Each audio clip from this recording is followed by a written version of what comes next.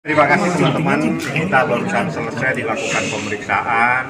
Pada intinya ada 58 pertanyaan dan semuanya sudah dijelaskan. Dari hasil pertanyaan-pertanyaan tadi, semuanya itu semakin terbuka persoalan ini. Artinya kapan terjadinya, menggunakan apa, semua sudah dijelaskan sama kita. Seperti itu, ada 58 pertanyaan. Buktinya juga disampaikan? Ya, bukti disampaikan karena ada beberapa rekaman-rekaman percakapan itu bagian dari pemeriksaan tadi, disampaikan semua. Jadi selain beberapa pertanyaan juga, Niki juga menyampaikan saksi-saksi yang mengetahui persoalan ini, tapi saksinya harus saya lindungi, saya tidak boleh sampaikan. Seperti itu. Nik, lega gak, Nik? Hah? Lega gak? Alhamdulillah lega, udah selesai, akhirnya nggak ada BP lagi, udah selesai, tinggal nunggu dipanggil yang terlapornya. Udah pasti baju orang gak nih? Hah? Udah pasti baju orang gak? 1.000.000%. Tadi sempat kesulitan Iya, nggak? dok, Kan Niki sempat kesulitan nggak dari jawab pertanyaan? Enggak sih, enggak Lancar ya? lancar karena kan semua udah diketahui kan, tinggal ditanya dijawab gitu-gitu aja, lancar semua. Niki, mungkin dari beberapa pertanyaan atau fakta yang terungkap di atas ada yang bikin geram gak sih? Geram semua lah, kalau geram ya geram semua. Dokter Oki juga geram pas tahu ya kan, karena waktu hasil visum kan Dokter Oki juga tahu, Dokter Oki juga dikasih tahu ternyata emang betul begitu, karena kan Dokter Oki kan juga dokter kan. Iya. Iya, kalau ditanya geram apa enggak pasti geram sebagai orang tua. Dan itu tadi pertanyaannya yang diperdalam oleh penyidik seputar Asandis. Nggak boleh kita sampaikan. Yang terpenting dari pertanyaan tadi itu ada yang paling inti ditanya tadi. Laura Mezani Mawardi itu siapa? Itu anak saya yang lahir tanggal sekian. Terus apa buktinya kalau itu anakmu? Ini buktinya, itu akan sama. Jadi buktinya akte kelahiran masih asli, kartu keluarga masih ada. Itu yang membuktikan bahwa Laura itu adalah anaknya Nikita Mirzani, bukan anaknya orang-orang yang teriak-teriak selama ini. Ya, paham? Itu yang paling penting. Kalau itu saya jawab boleh, yang lain saya tidak boleh jawab. Karena yang lain itu menjelaskan tentang peristiwa kejahatan yang lagi dilaporkan, jadi tidak boleh. Tapi kalau identitas Laura sudah dijelaskan, dia anaknya Nikita. Jadi yang punya hak adalah Nikita Mirzani berdasarkan akte kelahiran dia belum 18 tahun. Oke? Kan Niki, kalau misalkan Fadil jadi tersangka emang beneran mau jadi rubuhin rumahnya Fadil? Jadi, tadi udah konsultasi juga, boleh nggak dirobohin rumahnya? Tapi katanya nggak bisa masuk mobil pengancenan rumah, jadi terpaksa harus sewa tukang, mungkin 20 orang untuk merubuhin rumahnya. Kali ini ada isu di luar, ada isu-isu aja gitu kan, ada isu katanya Rasman udah mau ngelepas jadi kuasa hukum. Kalau Nah, itu gimana? yang kenal Bang Rasman, ya sekarang kita Ya, panggil Rocky aja. Abang. Gimana? Pura-pura ninja lagi. Kalau saya sih cuman kalau seandainya udah disuruh Niki untuk menanggapi, saya hanya bisa katakan misalnya saya contoh Bang Fahmi ya, kalau kita sebagai kuasa hukum itu sehendaknya kita berbicara sesuai substansinya saja, jangan melebar kemana-mana, ke A, ke B, ke C, sehingga jadinya takutnya jadi blunder sendiri. Dari awal juga sudah saya bilang, seandainya kalau mau mengambil kasus seperti ini, tolong hati-hati. Jangan sampai malah jadinya nama baik Abang atau saya bilang Bang Rasman akan jadinya tercemar. Karena sebenarnya duduk kasus ini kan udah jelas sekali ya sebenarnya. Tapi karena terlalu jauh menurut saya, terlalu melenceng kemana-mana antara A, I, U, E, O, akhirnya ya jadinya blunder sendiri. Layaknya kalau menjadi kuasa hukum, misalnya kalau saya lihat Bang Fahmi ya, kalau kalian sebagai wartawan kan kalau kalian tanya A, beliau jawab A. Kalau seandainya udah di luar dari substansinya, beliau tidak mau menjawab. Maka dari itu pentingnya juga ya straight aja deh ke permasalahan ini. Kalau seandainya nanti beliau udah nggak mau lagi jadi kuasa hukum, karena pernah saya beliau bilang waktu konferensi pers waktu lagi di Zoom bareng dari awal dengan saya, dengan Niki, dia bilang kalau seandainya memang ditemukan untuk adanya kebohongan kliennya, dia akan mundur. Nah, saya mau lihat nih apakah mundur atau tidak ya. Tapi kayaknya udah telat ya,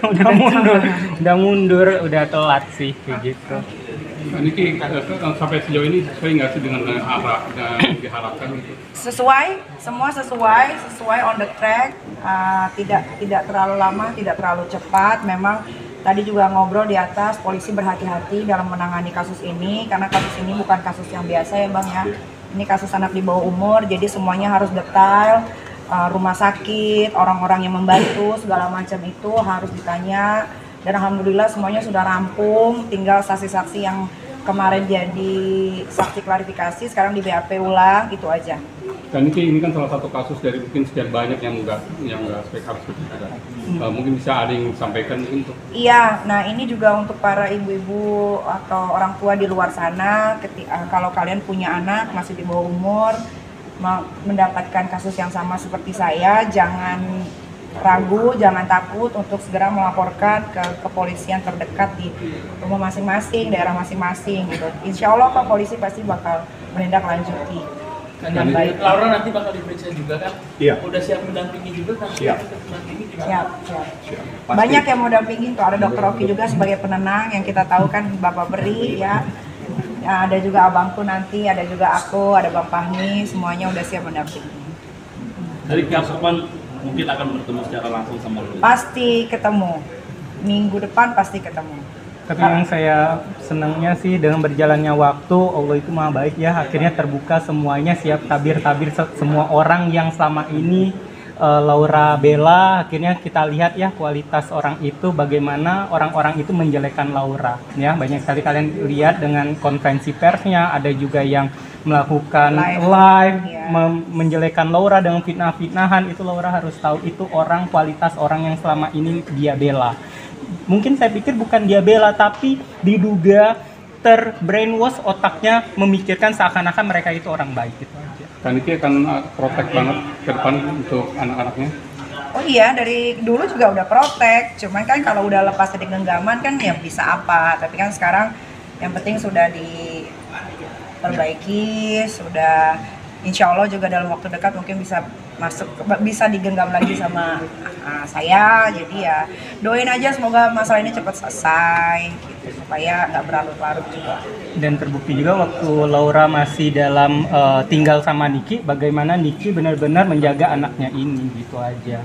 Dan saya tidak pernah menelantarkan anak ya, karena dari bayi sampai umur 16 tahun disekolahkan dengan baik.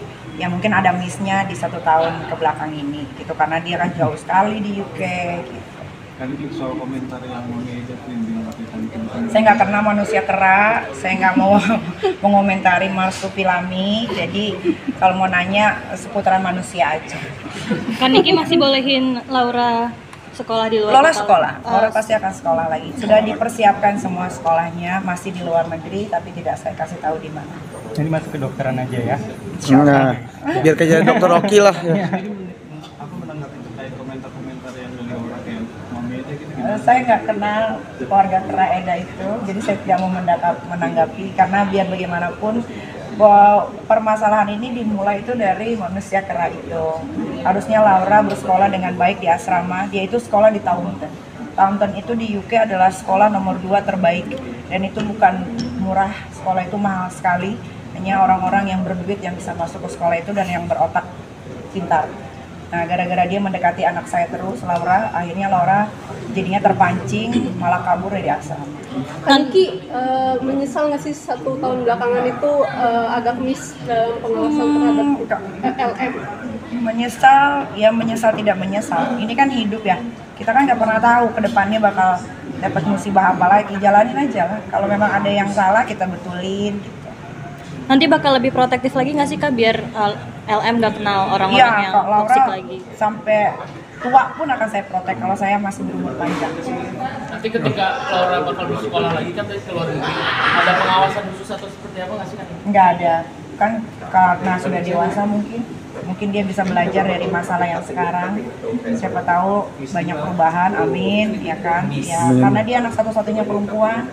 Dan Laura banyak sekali cita-citanya yang pengen dia capai. Dia itu anak super pintar. Laura itu IQ tertinggi di sekolahnya. Dan dia masuk Taunton itu bukan karena bayar. Di UK itu nggak ada sobok-menyogok kayak di Indonesia. Jadi kalau kalian nggak pintar, kalian nggak bisa masuk. Walaupun punya uang bermiliar triliun pun sekalipun nggak bisa masuk situ. Jadi Laura anak yang pintar, anak yang pandai. Sayang sekali kalau dia tidak melanjutkan sekolahnya. Makanya dari sekarang ini aku, Dokter Oki, Bang Fahmi semuanya sibuk cari sekolah yang terbaik di luar negeri supaya tidak terkontaminasi dengan makhluk-makhluk astral di Indonesia. Tapi rencana itu udah diketahui Laura atau? Laura sudah tahu. Sekarang dia lagi belajar juga di Rumah Aman. Dia setiap hari baca buku. Dia juga saya kirimin video-video dari orang-orang yang dia bela, ternyata bicaranya seperti itu. Alhamdulillah sedikit demi sedikit ada perubahan yang baik. Laura boleh pacaran lagi nggak sih Kak Niki? Boleh, asal jangan sama Kang Semir dan sejenisnya. Atau mau ada rencana jodohin gitu, ketemuin sama laki-laki yang baik? Pasti ketemu nanti. Tapi biar Laura sekolah dulu, karena dia pasti rindu sama sekolah. Kapan rencana Laura pulang? Laura belum tahu pulangnya kapan, kan masih dalam proses. Ini masih dalam proses. Kaniki sebagai seorang ibu, pelajaran apa yang didapat dari peristiwa ini? Sebagai seorang ibu, apa pelajaran yang didapat? Iya, banyak sekali ya. Walaupun kita melakukan yang terbaik, pasti ada kurangnya terus di mata anak. Mau memberikan yang terbaik, pasti anak ada yang nggak setuju. Tapi ya resiko menjadi orang tua, apalagi single parent, ya nikmatin aja. Laura sendiri ada penyesalan? Menyesal pasti, harusnya kan dia bentar lagi kuliah nih. Dan Laura pasti kalau kuliah lulus dari tahun dia pasti bisa dapat kampus-kampus yang ternama di dunia. Itu udah dijamin pasti. Cuma gara-gara si Kang Semir ya kan dan keluarga Mas Tukilami, akhirnya dia harus menunda pendidikannya, tapi tidak apa-apa. Ya tadi yang balik tadi yang tadi saya kasih tahu, Laura anak yang pintar, pasti dia bisa mengejar pelajaran-pelajaran yang tertinggal. Laura jadi sendiri sudah menganggap hubungannya sudah selesai dengan N